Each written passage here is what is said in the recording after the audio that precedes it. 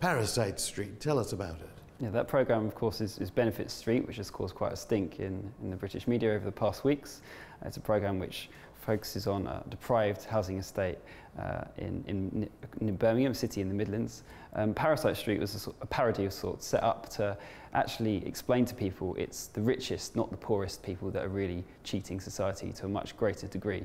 Some simple calculations show that through things like tax dodging, through banks that are too big to fail, through landlords renting back social housing to councils, and through bosses not paying their workers properly, it costs more than 50 times as much as benefit fraud does, which is a focus of the show. You didn't have the big budgets of the mainstream media, so it's an interactive website.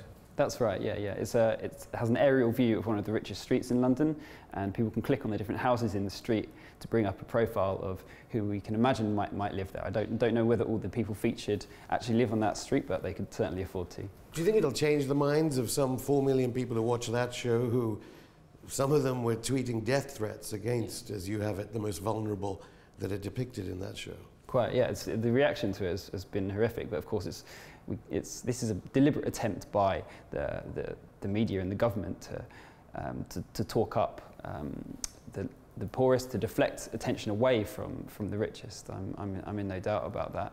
And the site, I think Parasite Street is helping to change that narrative. It's been shared now over 50,000 times on Facebook and over 10,000 times on Twitter.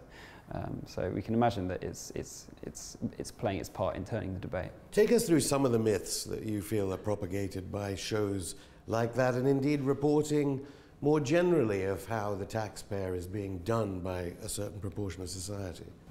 Well, the biggest myth is the scale of it. Of course, if you ask people in surveys, they imagine that something like 30–40% of the benefits budget is claimed fraudulently.